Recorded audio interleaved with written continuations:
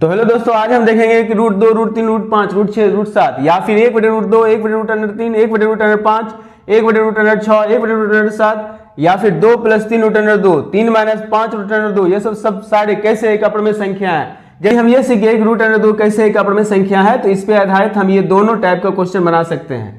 और यदि हम ये सीख गए कि यह कैसे एक अपरिमेय संख्या है, तो इस पे आधारित ये सारे क्वेश्चन को हम बना सकते हैं। तो आइए देखते हैं, जैसे सिद्ध करें कि √2 एक कैसे एक अपरिमेय संख्या है। इसे बनाने से पहले हम एक बात क्लियर कर लें कि यह यदि हम सिद्ध करना है कि यह एक अपरिमेय संख्या है, तो हम कंट्राडिक्शन का यूज करते हैं, विरोधाभास का। मतलब एक ऐसा चीज जिसे हमको सिद्ध करना है तो उसका उल्टा मान के चलते हैं और सही तर्क से आगे बढ़ते हैं। एक ऐसे पॉइंट पे जाते हैं जहां पे हमको ये लगता है कि हम जो माने हैं वो गलत है, तो उसका उल्टा हो जाएगा। तो आइए हम ये सिद्ध करते हैं। तो यदि यहाँ पे लिखा हुआ है कि √2 एक अपरिमेय संख्या है, तो यह मान के चलेंगे कि यह एक परिमेय संख्या है। अर्थात माना कि √2 एक परिमेय संख्या है। तो यदि यह परिमेय संख्या है तो इसे हम P/Q के रूप में लिख सकते हैं, व्यक्त कर सकते हैं। तो इसीलिए हम लिखे √2 = P/Q। अब यहाँ जो है जहां P और Q सह अभाज्य संख्या माने हैं, हम इसे सह अभाज्य संख्या है, अभाज्य संख्या है।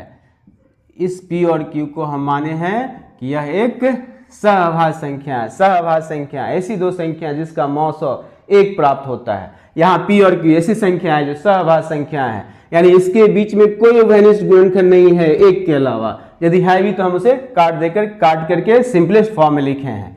अब यहाँ क्रॉस मल्टीप्लिकेशन करेंगे तो P = लिखेंगे √2Q। अब यहाँ दोनों तरफ वर्ग करते हैं। दोनों तरफ वर्ग करने पर यदि हम यहाँ दोनों तरफ वर्ग करें तो हम यहाँ पाएंगे कि P का स्क्वायर हो जाएगा और √2Q का होल स्क्वायर हो जाएगा। इस स्थिति में P का स्क्वायर P² लिखेंगे और √2 का स्क्वायर, जैसे कि हम जानते हैं स्क्वायर करने पर रूट वाली संख्या का रूट टूट जाता है, यानी यहाँ 2Q² हो जाएगा। इसे समीकरण 1 मान लेंगे। अब हम लोग जानते हैं कि A = BQ + R होता है, अर्थात को B से विभाजित किया जाता है तो R शेषफल और Q भागफल प्राप्त होता है। और यदि यहाँ R कुछ नहीं है, मतलब 0 है, तो इसका अर्थ हुआ कि B A से पूर्णतः विभाज्य है। क्यों? क्योंकि यहाँ पे R 0 है। इसको इस पे अप्लाई करते हैं, यानी ये A हो गया, ये B हो गया, ये Q है ही, शेषफल 0 है। इस स्थिति में हम यहाँ लिख सकते हैं कि P² 2 से विभाजित होता है, 2 से विभाजित होता है, 2 से विभाजित होता है। तो यहां हम एक और चीज देखते हैं कि यदि किसी का वर्ग किसी एक अभाज्य संख्या से विभाज्य है तो उसका वर्गमूल भी उस अभाज्य संख्या से विभाज्य होगा। अर्थात यदि 36 2 से विभाज्य है तो 36 का वर्गमूल यदि हम कर दे तो 6 भी 2 से विभाज्य होगा ना, पूर्णतः विभाज्य होगा। इसलिए हम यहां लिखते हैं यदि P² 2 से विभाज्य होता है तो P भी 2 से विभाजित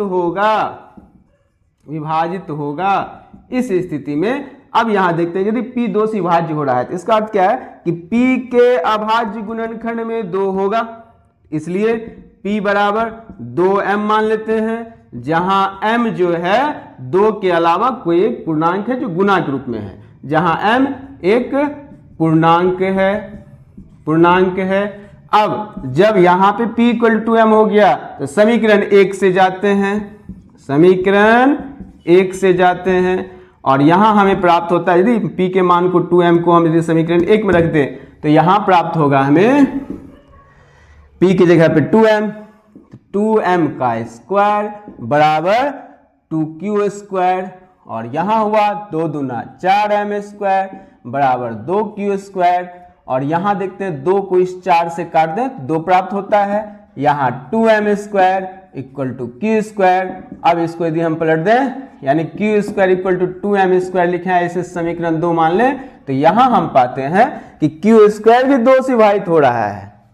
यहां लिखेंगे Q² 2 से विभाजित होता है। अब यदि Q² 2 से विभाजित होगा तो Q भी 2 से विभाजित होगा। लिखेंगे Q 2 से विभाजित होता है। Q 2 से विभाजित होता है। अब यदि Q भी 2 से विभाजित होता है तो ये तो गलत आ गया। मतलब हम यहां माने थे कि P और Q सहअभाज्य संख्या है, लेकिन हम यहां पाए कि P भी 2 से विभाजित होता है और Q भी 2 से विभाजित होता है। यहां एक कंट्राडिक्शन उत्पन्न हो गया। इस स्थिति में हम यह कहेंगे कि समीकरण 1, समीकरण 2, समीकरण 1 और समीकरण 2 से हम पाते हैं कि P और